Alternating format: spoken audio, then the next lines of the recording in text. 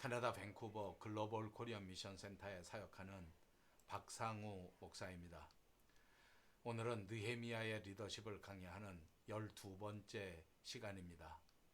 오늘 느헤미야서 5장 3절에서 5절까지 있는 말씀을 보겠습니다. 어떤 사람은 말하기를 우리가 밭과 포도원과 집이라도 저당 잡히고 이 흉년에 곡식을 얻자 하고, 어떤 사람은 말하기를 우리는 밭과 포도원으로 돈을 빚내서 왕에게 세금을 바쳤도다. 우리 육체도 우리 형제의 육체와 같고 우리 자녀도 그들의 자녀와 같거늘 이제 우리 자녀를 종으로 파는도다. 우리 딸 중에 벌써 종된 자가 있고 우리의 밭과 포도원이 이미 남의 것이 되었으나 우리에게는 아무런 힘이 없도다 하더라. 주전 400년쯤에 느헤미야라고 하는 이스라엘의 지도자가 민족 재건의 역사적 소명을 깨닫고 조국에 돌아오게 됩니다. 그래서 무너져 내린 예루살렘 성벽을 다시 재건해 쌓으면서 그 일하던 시점에서 그 느헤미야 역시 정말 큰 절망을 경험하게 되었습니다. 그때 당시에 유대민족이 직면한 절망적인 위기는 오늘 본문에 보면 몇 가지 요인으로 분석해 볼 수가 있습니다. 첫째는 흉년입니다. 오늘 본문에 나온 것처럼 기근인데 이 흉년 때문에 엄청난 고난을 겪게 됩니다.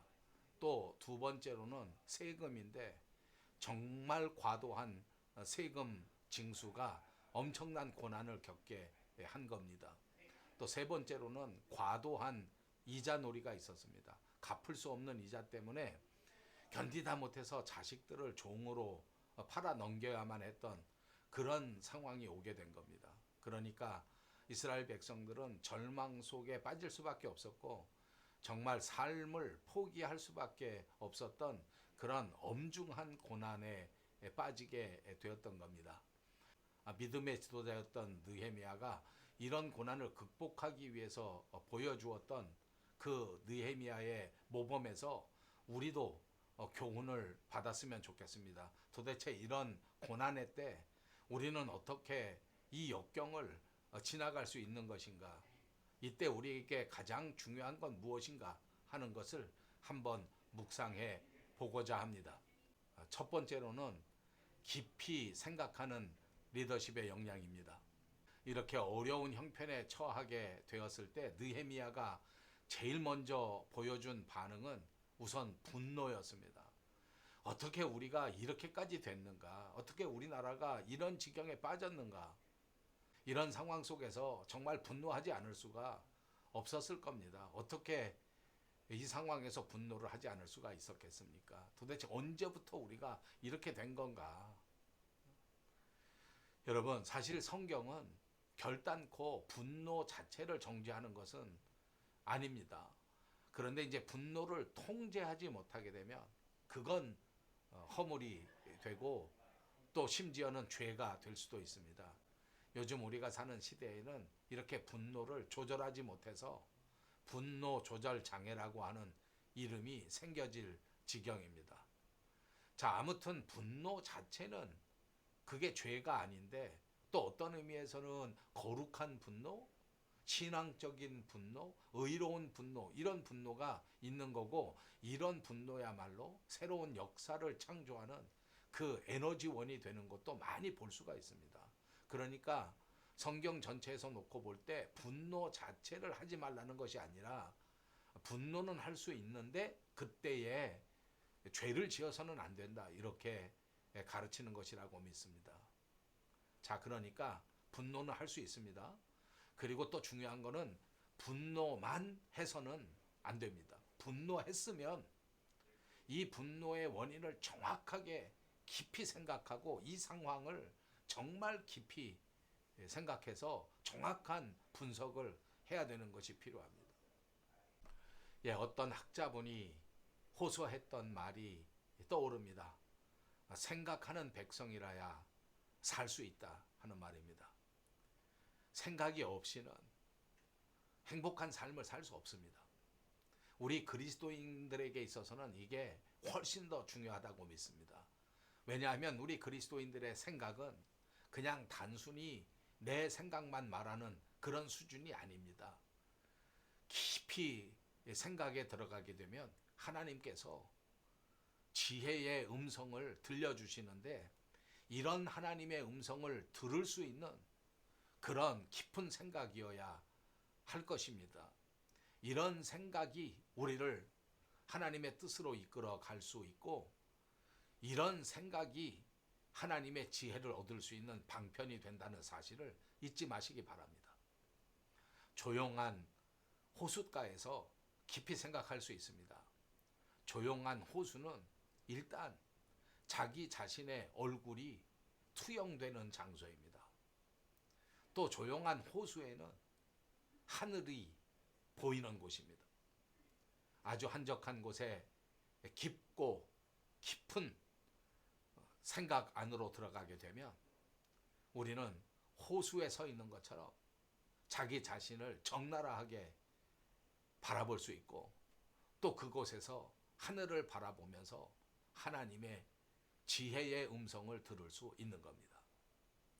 인생사에서 힘든 일 다가올 때 역경이 오거들랑 우선 먼저 조용히 깊은 생각으로 들어가시기를 바랍니다. 하나님 앞에서 다시 한번 깊이 생각하면서 그런 조용한 시간을 갖는 것이 우리에게 너무나 중요한 리더십 역량이 되는 것입니다. 두 번째로는 느헤미야에게서 죄를 해결할 수 있는 용기의 리더십을 배울 수 있습니다. 모든 역경과 고난이 죄 때문에 오는 것은 아닙니다. 그렇지만 어떤 역경, 어떤 고난은 분명히 죄 때문에 말미암은 것일 수가 있는 것입니다. 느헤미야는 오늘 자기 민족이 당하는 이 고난과 역경의 현실을 똑바로 바라보면서 이 고난의 원인이 어떻게 된 건가 하는 것을 깊이 생각한 겁니다. 이런 역경이 초래되게 된 배경이 어떤 건가 정확하게 분석한 겁니다.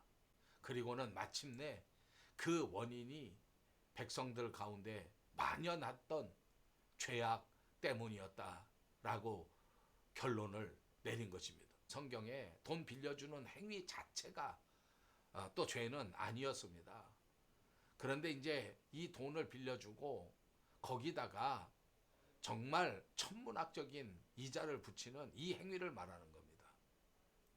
이것이 성경에서 말하는 죄.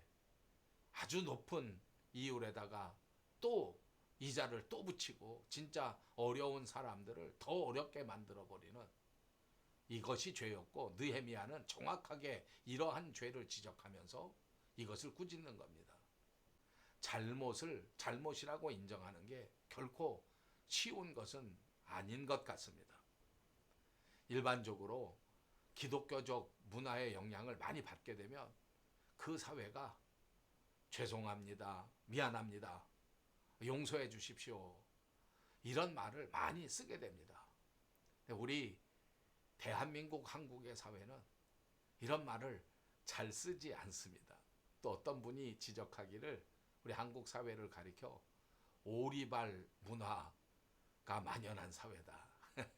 뭘 잘못하고도 아니라고 오리발을 내민다. 이런 뜻입니다. 잘못을 인정하는데 굉장히 인색합니다. 사과하는 데에도 얼마나 인색한지 모릅니다. 용서를 청하게 되면 아주 약한 자라고 오해해버립니다. 여러분, 그렇지만 진짜 강한 사람은 잘못을 인정할 줄 아는 사람이 진짜 강자입니다. 마지막 세 번째로는 합당한 결심을 하는 리더십의 역량입니다. 성경에서 볼 때 진정한 회개는 단순히 죄를 인정하는 것만으로 멈추는 것이 아닙니다. 죄를 인정했으면 거기 반드시 회개해야 하고, 이 죄를 인정했기 때문에 그 죄에서 벗어난 행동이 있어야 그것이 온전한 회개입니다. 죄를 회개했으면 다시는 그 죄에서 다시 만나지 말아야 합니다. 다시 말하면 죄에서 확실하게 떠나야 하는 것입니다. 자, 그랬을 때 이 이스라엘 백성들이 느헤미야 앞에서 아멘, 그렇게 하겠습니다, 이렇게 대답합니다. 이게 정말 엄청나게 귀한 것입니다. 그리고 그 아멘 했던 것처럼 이스라엘 백성들이 그대로 실천했다고 성경이 기록합니다. 이것이 이스라엘 민족의 위대한 점이고 이것이 느헤미야의 위대한 리더십이라고 분명히 믿습니다.